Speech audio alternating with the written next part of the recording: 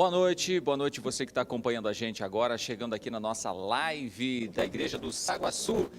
Domingo, finalzinho de domingo, você sabe que nós temos um encontro marcado aqui na nossa página com as mensagens especiais aqui da Igreja do Saguaçu. Seja bem-vindo, você que está acompanhando a gente pela nossa página do Facebook, que é @IASDE Ságua. Até aproveito para pedir que você curta a nossa página e também compartilhe. Você sabe que compartilhando uma página é uma excelente forma de evangelização. Compartilhe aí na sua página mesmo, no seu perfil, e aí as pessoas, os seus amigos poderão acompanhar a mensagem especial que a gente preparou para você nessa noite aqui no nosso canal, tá bom? E agora eu vou convidar a todos que estão nos acompanhando para fazermos uma oração de invocação ao Senhor. Feche os seus olhos onde você está, nesse momento, para que possamos orar. Senhor nosso Deus, louvado seja o teu santo nome. Nesse momento, Senhor, queremos invocar a tua presença em todos os lares que estão acompanhando a nossa transmissão para receberem as bênçãos que vêm do céu. Senhor Deus, agradecemos pela vida, pela saúde, pelo cuidado, pela nossa família. Querer estar ao nosso lado e na continuidade agora da nossa programação. Em nome de Jesus, amém. Tá aí, mais uma vez agradeço a sua visita e a sua presença aqui na nossa página. Agora teremos uma mensagem musical especial que a gente preparou para você com a Viviane e também com o Vitor.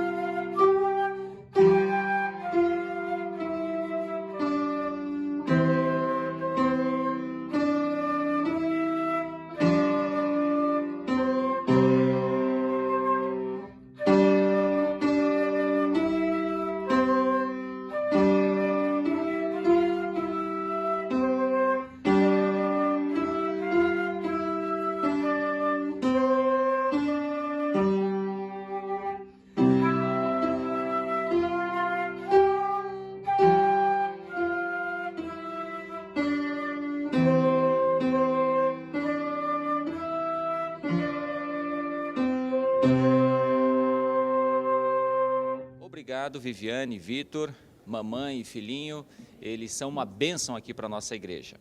Bom, eu quero aproveitar para convidar você também a frequentar os nossos cultos aos sábados. Os sábados a gente começa às 8h30 da manhã no primeiro culto e o segundo culto é 10h15. Então você que por algum motivo talvez esteja pensando que a igreja está fechada, não está vindo, calma lá, nós temos duas opções.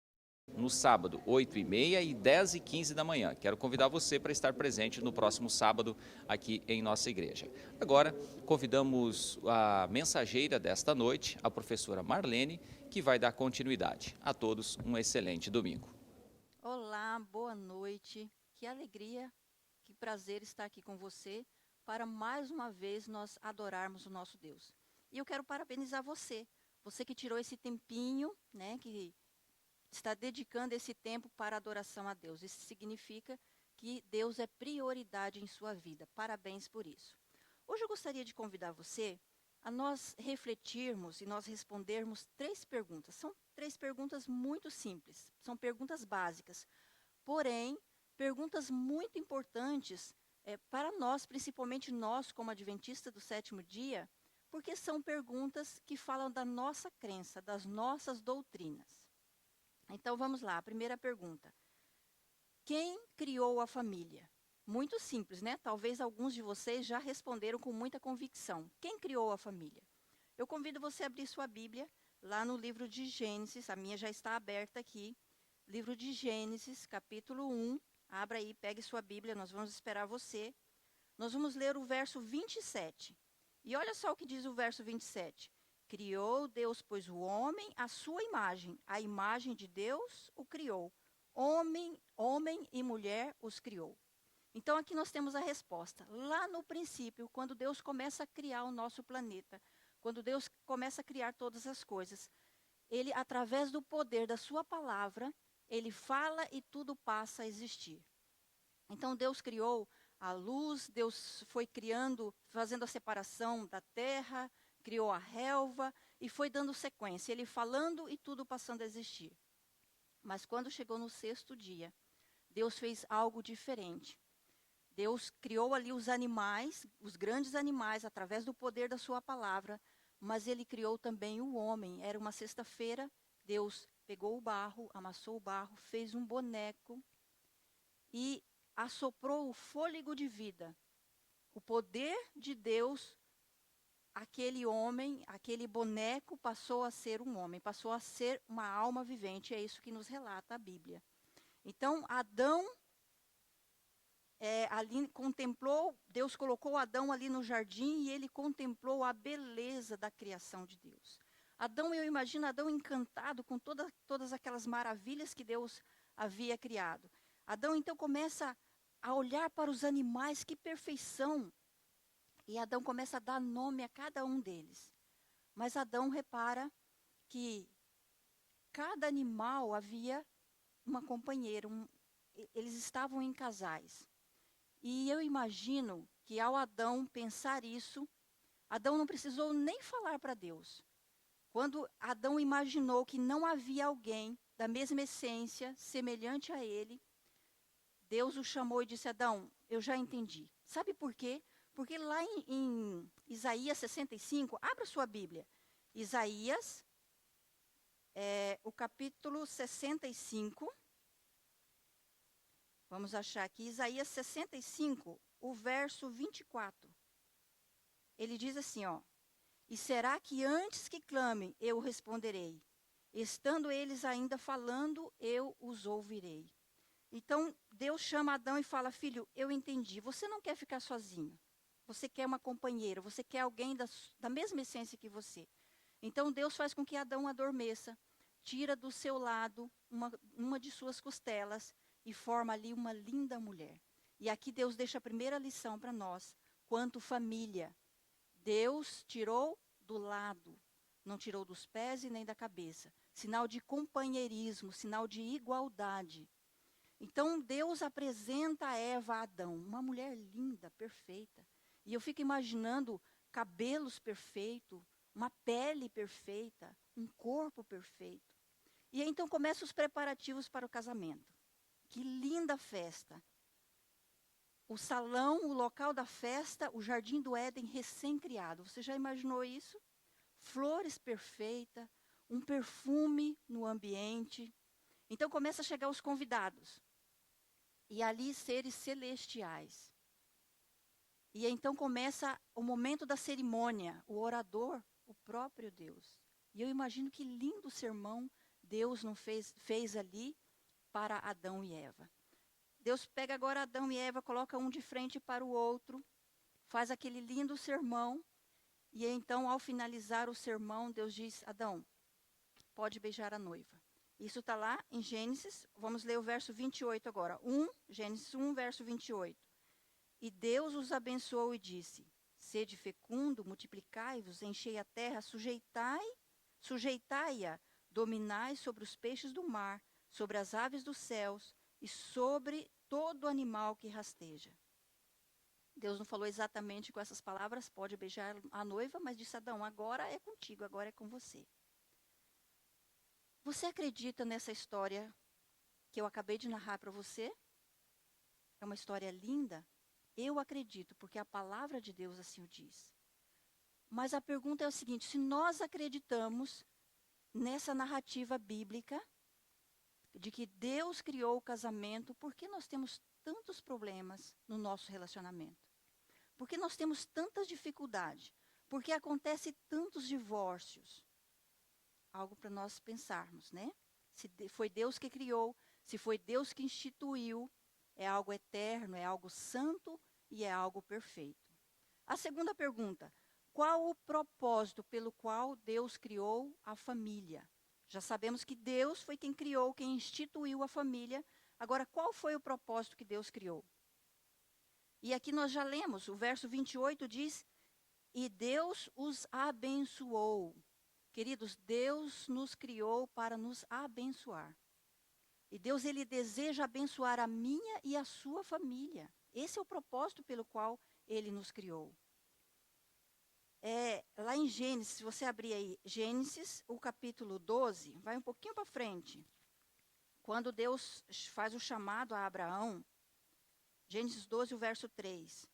Quando Deus chama e abençoa Abraão, ele diz para Abraão: abençoarei os que te abençoarem, e amaldiçoarei os que te amaldiçoarem. Em ti serão benditas todas as famílias da terra. Deus, ele nos abençoa como famílias, para que nós possamos abençoar outras famílias também. E olha só que texto interessante que está no livro Testemunho para a Igreja. É o livro da escritora americana Ellen White. Ele diz assim, olha só: a maior prova do poder do cristianismo que se pode apresentar ao mundo é uma família bem ordenada, bem disciplinada. Isso recomendará a verdade como nenhuma outra coisa poderá fazer, pois é uma testemunha viva de seu virtual poder sobre o coração. Olha que interessante. Deus, ele abençoa a nossa família. E se nós temos uma família bem estruturada, bem ordenada, a nossa família vai servir de testemunha às outras pessoas.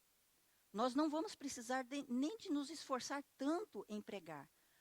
O nosso testemunho, o testemunho da nossa família, será a pregação às pessoas que nos cercam. Ao as pessoas olharem para a nossa família e ver reinando ali no nosso lar a paz, o respeito, o compromisso, elas desejarão ser iguais a nós. Então, Deus nos abençoa para nós sermos bênção na vida de outras pessoas também. E olha só, para que mais? Qual o segundo propósito que Deus criou a família? Para estar presente. A Bíblia diz aqui em Gênesis, no capítulo 3, que Deus vinha toda virada de dia, né, no final do dia, Deus vinha estar presente com Adão e Eva. E Deus deseja, está ansioso para estar presente no nosso lar também, assim como ele estava presente ali com Adão e Eva. E como que nós podemos convidar Jesus para estar presente no nosso lar? Através do nosso culto familiar. Nós podemos convidar Jesus para estar no nosso jejum, participar conosco, fazendo ali a nossa devoção, a nossa adoração a Deus, através do nosso culto familiar. Nós podemos convidar Jesus para estar conosco no final do dia, tomar o lanchinho da tarde conosco. Que alegria será para Jesus estar junto com a nossa família. Então, Deus, o propósito de Deus é estar presente na nossa família também. Deus criou a família também para a felicidade. E o Salmos 35, verso 27 diz isso: Deus se alegra com a nossa alegria. Deus tem prazer ao ver a felicidade de cada um dos seus filhos. Então, Deus criou a família para ser feliz. É um outro propósito.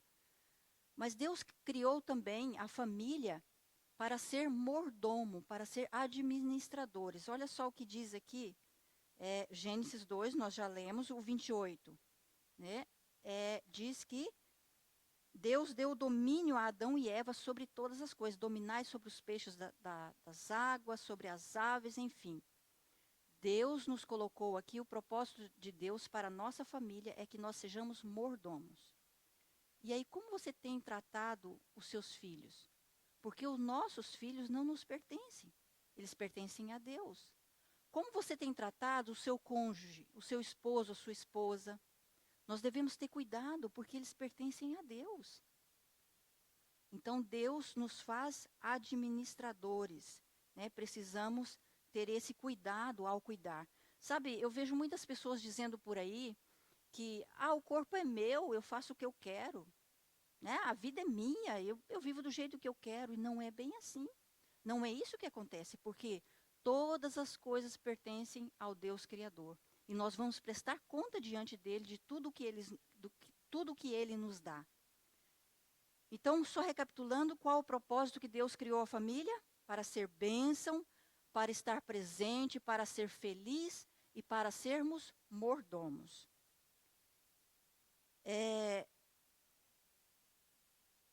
Deus, e a terceira pergunta diz que como foi composta a família. A última pergunta nossa é como foi composta, qual a estrutura pela qual Deus criou a família, qual foi a estrutura. E no capítulo 2 de Gênesis, o verso 24, diz assim, nos responde essa pergunta, diz, por isso deixa o homem pai e mãe, e se une à sua mulher, tornando os dois uma só carne. Então, a terceira pergunta, nós encontramos aqui a resposta. Como foi composta, como foi estruturada essa família?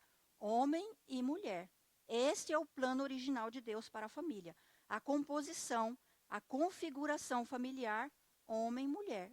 Pai, mãe, filhos. Esta é a composição familiar. Hoje nós vemos que existem muitas outras configurações familiares, né? E eu não estou aqui criticando nenhuma delas. Por circunstâncias da vida, às vezes nós temos só a mãe cuidando ali dos filhos, às vezes nós temos só um pai que cuida dos filhos, às vezes os avós que assumem ali a paternidade. Não estou criticando, como já mencionei, mas o propósito de Deus, a forma com que Deus criou foi homem e mulher. Deus nos fez diferente, homens e mulheres. Nós somos diferentes, fisicamente, emocionalmente também somos diferentes. E quando a família não tem essa composição, não tem essa estrutura de pai e mãe, de alguma forma a família é prejudicada. Algum momento da vida a família vai ser prejudicada emocionalmente, principalmente os filhos. Sabem por quê? Porque a figura paterna, ela representa a religião e a autoridade. E eu estou falando aqui de autoridade, não de autoritarismo, né? A autoridade, Cristo é a autoridade da igreja. Cristo é o cabeça da igreja. E como Cristo trata a sua igreja? Ele dá a vida por ela. Essa é a autoridade paterna. Ok? Quando nós falamos da figura materna, nós estamos falando de amor e união. Então, quando uma família é composta sem essa estrutura, sem essa composição, em algum momento vai faltar, vai falhar, né, emocionalmente, vai faltar alguma coisa. Mas assim, nós sabemos que o pecado entrou como um vilão nessa linda história da criação, e aí surgiu algumas consequências, né? E eu quero apresentar aqui alguns pequenos vilões que têm aparecido dentro da nossa família hoje, que têm atrapalhado muito os relacionamentos. Um desses vilões se chama egoísmo. E esse vilão, ele é milenar, caiu lá do céu com Lúcifer, no coração de Lúcifer. O egoísmo, ele gera competitividade dentro do lar, ele gera cobranças, ele divide a família. O egoísmo, ele separa. Então, nós precisamos ter muito cuidado e analisar as nossas atitudes do nosso dia a dia para ver se não está sendo atitudes egoístas. Você já viu pessoas que dizem assim, o meu trabalho é mais difícil, e sempre parece que tudo para ele é mais difícil? São pessoas egoístas. E nós não podemos viver dessa forma. Nós vamos acabar causando separação às pessoas às quais nós amamos. Sabe um exemplo muito simples de egoísmo? É quando a gente ora assim, pedindo a Deus, Senhor, transforma, muda essa atitude do meu esposo ou da minha esposa. Isso não está errado em nós pedirmos a Deus a transformação das pessoas. Mas sabe qual deve ser a nossa oração? Senhor, me transforme. Transforme primeiramente as minhas atitudes. Me ajude a aceitar o outro assim como ele é. Essa deve ser a nossa oração e a nossa atitude perante Deus. Um outro vilão que entrou também é a falta de perdão. Queridos, uma família que não se perdoa é uma família que está fadada ao fracasso. É uma família que não vai muito longe. Sabe por quê? Porque é a nossa família que nos conhece verdadeiramente como nós somos. É o meu esposo, são os meus filhos, é que me conhece verdadeiramente. E precisamos praticar o perdão dentro da nossa família. Lá em Mateus 6, o versos 14 e 15, nós temos a oração do Pai Nosso ali no capítulo 6. E lá Cristo coloca o perdão como uma condição. Não é algo que eu posso escolher, eu vou perdoar ou não. É necessário o perdão. Para que eu receba o perdão divino, eu também necessito perdoar. E o perdão divino está aí todos os dias para nós. Deus, ele não mede esforço para nos perdoar. Quantas vezes nós falhamos e Deus está pronto a nos perdoar? Por que não perdoar também as pessoas que estão ao nosso redor? O perdão não significa fraqueza. Nós precisamos pedir perdão aos nossos filhos.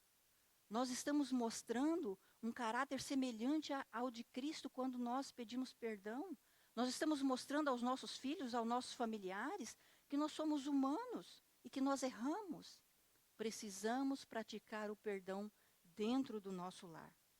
Um outro vilão muito comum, e nesses dias que nós estamos vivendo de pandemia, mais atual ainda, é a falta de comunicação.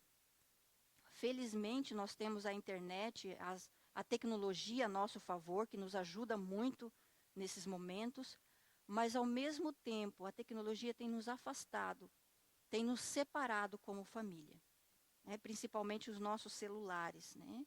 Tem roubado o tempo que nós teríamos de conversar, de estar face a face um com o outro. Muitas famílias, elas até tentam praticar a comunicação. Mas, às vezes, o que acontece dentro da nossa família é que nós falamos a coisa certa, as palavras corretas, porém no momento errado. Outras vezes, nós falamos com um tom errado. E muitas vezes nós temos nos calado no momento em que nós deveríamos falar. Precisamos restaurar, resgatar esse hábito da comunicação. Ellen White, eu quero ler uma última passagem do texto de Espírito de Profecia para você, que diz assim: devemos acostumar-nos a falar em tom agradável, usando linguagem pura e correta, com palavras amáveis e corteses. Palavras suaves e bondosas são para o espírito, como o orvalho e a chuva branda. As Escrituras diz de Cristo que havia em seus lábios uma graça tal que sabia dizer a seu tempo uma boa palavra ao cansado. E o Senhor nos manda: a vossa palavra seja sempre agradável. Está lá no livro Parábolas de Jesus. Que Deus possa, queridos, nos abençoar como família, para que nós consigamos cumprir o propósito de Deus. Eu quero encerrar aqui contando uma pequena ilustração para vocês. Conta-se que havia um sábio, e esse sábio, ali junto aos seus discípulos, ele fez a seguinte pergunta, ele disse assim: por que as pessoas gritam umas com as outras? Quando elas estão chateadas, aborrecidas, por que elas gritam umas com as outras? E aí um de seus discípulos disse: elas gritam porque estão chateadas, aborrecidas, magoadas, então elas gritam. E o sábio pergunta: mas por que elas gritam se elas estão tão próximas uma das outras? Qual a necessidade de gritar? E aí o sábio diz, um dos seus discípulos diz então: não, elas gritam porque elas querem ser ouvidas, porque elas querem atenção. E aí o sábio então, e assim cada um dos discípulos foi dando uma justificativa, uma resposta. E o sábio então diz assim: sabe por que as pessoas, quando estão chateadas, quando estão aborrecidas, umas com as outras gritam? Porque o seu coração, os seus corações se afastam.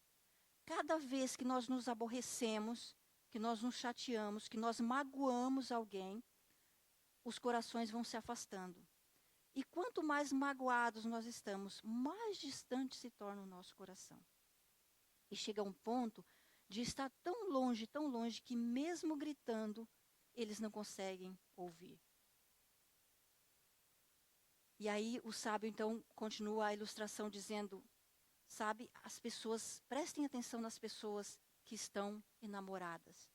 Essas pessoas, elas simplesmente sussurram. Elas conversam baixinho. Aqueles que estão apaixonados, esses sim sussurram um no ouvido do outro. E as pessoas que se amam verdadeiramente, elas simplesmente com um olhar, elas conseguem comunicar a sua vontade, o seu desejo uma para com as outras. Queridos, eu não sei como está a sua família, eu não os conheço. Não sei se a sua família tem sussurrado, se a sua família tem trocado olhares simplesmente, ou se a sua família tem gritado desesperadamente um com os outros. Mas o que eu sei é que nós temos um Deus poderoso. Um Deus que com o poder da sua palavra pode transformar qualquer lar. Que Deus possa te abençoar. Que Deus possa fazer a restauração necessária no seu lar. Que Deus possa tocar em nossos corações e que nós possamos tirar de nossas vidas todos esses vilões que têm atrapalhado o nosso relacionamento. Nós teremos agora uma mensagem especial, uma mensagem musical. Neste momento, enquanto você ouve essa canção, enquanto você canta junto, eu gostaria de convidar você, fazer o desafio para você. Chame aí o seu esposo, a sua esposa, os seus filhos. Diga para eles o quanto eles são importantes para você. Diga de repente para o seu esposo, querido, obrigado porque você é meu protetor. Diga a eles o quanto eles são necessários em sua vida. Que Deus os abençoe.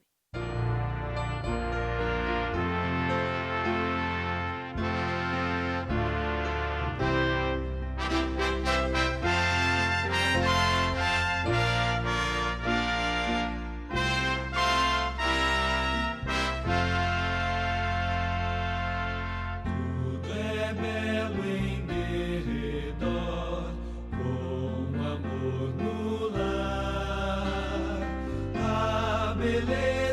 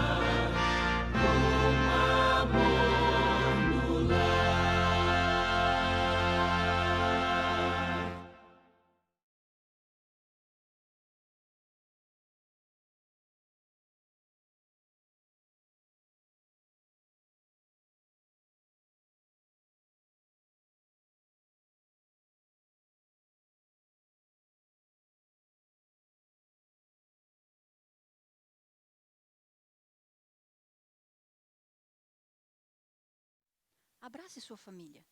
Eu convido você a nós orarmos junto ao nosso Deus. Feche os seus olhos. Pai querido, nós te agradecemos, Senhor, por tamanho amor que o Senhor tem por cada um de nós. E a maior prova desse amor, Senhor, é que o Senhor nos deu uma família. Neste momento, Senhor, nós queremos entregar em tuas mãos a vida de cada um, a família de cada um que está nos assistindo agora neste momento. Que o Senhor possa fazer as restaurações necessárias. Que o Senhor possa, Senhor, fazer com que cada família cumpra o propósito pelo qual o Senhor as criou. Nos dê, Senhor, a tua paz, nos dê a tua graça, nos dê o teu perdão. Nos dê, Senhor, o teu amor. Que a nossa família, Senhor, possa ser um pedacinho do céu aqui na terra. Desde já agradecemos pelos teus cuidados e pedimos uma semana abençoada na tua presença. Nós oramos em nome de Jesus. Amém. Queremos agradecer a você que esteve participando aqui conosco e fica o nosso convite. No próximo domingo, aqui no mesmo canal, no Facebook da Igreja de Saguaçu, nós teremos aqui também novamente o nosso encontro. Que Deus os abençoe, que dê uma semana de proteção a cada um de vocês e nos encontramos no próximo domingo, então.